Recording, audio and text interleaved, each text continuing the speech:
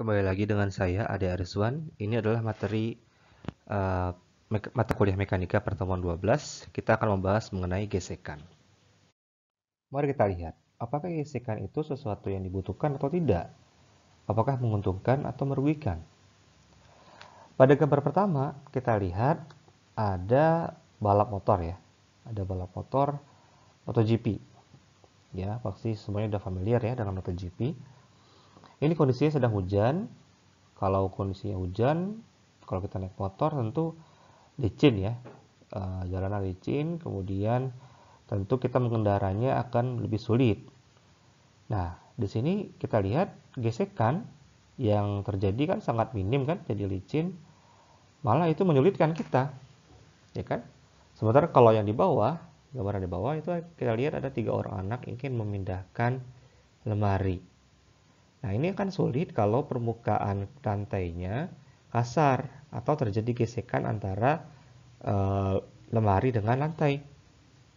Artinya kalau di sini gesekan malah menyulitkan pekerjaan. Berbanding terbalik dengan di atas, gambar di atas tadi, justru kita butuh gesekan agar uh, kita bisa mengendarai motor dengan lebih baik. Ya, jadi sebenarnya gesekan itu bisa menguntungkan, bisa tidak, tergantung kebutuhan kita. Ya, kebutuhan kita itu apa? Kita membutuhkan pekerjaan yang membutuhkan gesekan atau tidak. Ya, ada pekerjaan yang harus dilakukan dengan gesekan yang minim, ada yang justru membutuhkan gesekan seperti itu. Nah, sebenarnya gesekan itu sebenarnya apa ya? Kita bahas dulu definisinya. Jadi gesekan atau friction itu adalah gaya yang berlawanan arahnya dengan arah gerak ya. Jadi gaya yang arah kerjanya berlawanan dengan arah gerak. Kalau arah geraknya ke kanan, gesekannya pasti ke kiri. Begitu juga sebaliknya. Dan gesekan ini tidak bergantung pada luas bidang sentuh ya. Jadi walaupun bidang sentuhnya sempit, itu sama saja dengan bidang sentuhnya yang besar ya. Jadi bukan dipengaruhi oleh bidang sentuh. Oke. Hanya dipengaruhi pada bidang sentuh bukan dari luasnya ya, tapi dari keadaan permukaannya. Apakah permukaannya itu kering, kasar, ataupun basah atau halus. Jadi gaya geseknya tentu akan lebih besar jika permukaannya kering dan kasar, dan akan kecil jika permukaan bidang sentuhnya itu basah dan halus. Ini kita lihat diagram benda bebasnya ya. Jadi secara umum ada 4 gaya yang bekerja pada uh, sistem benda yang bergerak dengan gesekan ya. Ada gerak arah gerak FA di sini disimbolkan dengan FA. Ada F friction, F kecil. Nanti kita simbolkan dengan F kecil, itu tandanya gaya gesek friction. Lalu ada gaya normal dan gaya berat.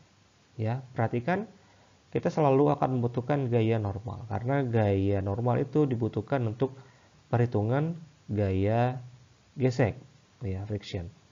Jadi yang mempengaruhi gaya gesek adalah gaya normal, bukan gaya beratnya. Oke, jadi ada 2 jenis gaya gesek, yaitu gaya gesek statis dan gaya gesek kinetis. Gaya gesek statis terjadi saat benda belum bergerak dan tepat akan bergerak. Ya.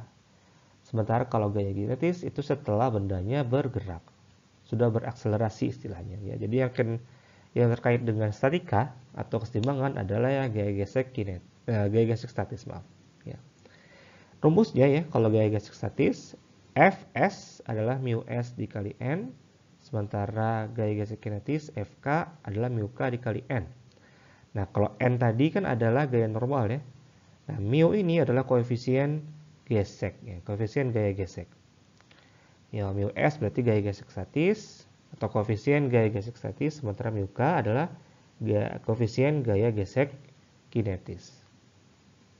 Lalu kita lihat di sini di diagram benda bebasnya, kalau masih keadaan diam, kita lihat F yang diberikan atau F dorongan itu sama dengan gaya geseknya, Fs-nya. Sementara kalau gaya gesek kinetis itu Fk-nya lebih kecil daripada F dorongan, ya, F push. Sehingga resultan gayanya adalah yang ini. Oke, jadi benda itu akan bergerak jika diberi gaya yang lebih besar daripada gaya gesek statis. Jadi gaya gesek statis itu adalah ambang batasnya. Ya, jadi gaya gesek maksimal agar benda tersebut tidak bergerak. Nah, kalau sudah diberi gaya yang melebihi dari gaya gesek statis, benda akan bergerak, tapi akan dikurangi gaya resultannya dengan gaya gesek kinetis. Ya, di sini kita lihat ada grafik ya. Semakin ke kanan itu semakin ditambahkan gaya yang didorong.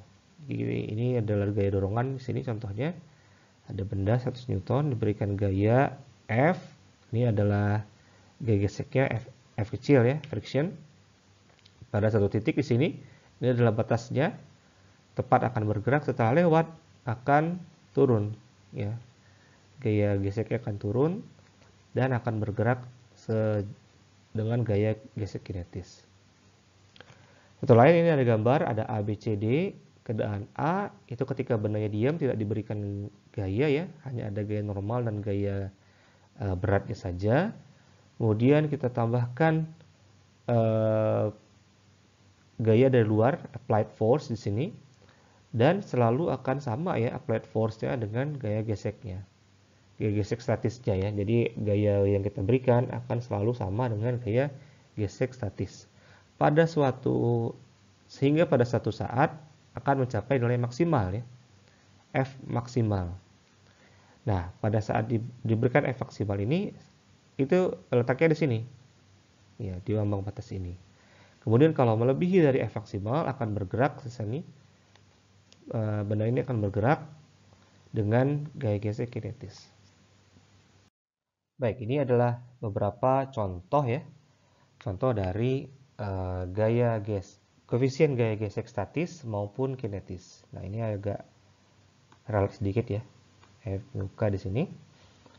Kalau kita lihat di sini ciri khasnya koefisien gaya gesek statis mu s itu selalu lebih besar daripada gaya gesek kinetis atau mu k. Contohnya ini karet bersentuhan dengan kaca atau gelas ya. Kalau mu s-nya itu di atas 2, sementara mu k-nya 2, berarti gesekannya sangat besar terjadinya. Sementara kalau ini kayu dengan kayu, koefisien gaya gesek statisnya antara 0,25 hingga 0,5 tergantung permukaannya. Kemudian kalau gaya gesek kinetisnya 0,2 ya, lebih kecil. Dan seterusnya. Ya, di sini kita lihat juga ada es ya, licin. Tentu gaya geseknya lebih kecil. Baik, sampai di sini mungkin materi mengenai gaya gesek. Kita akan lanjutkan dengan video berikutnya mengenai contoh soal.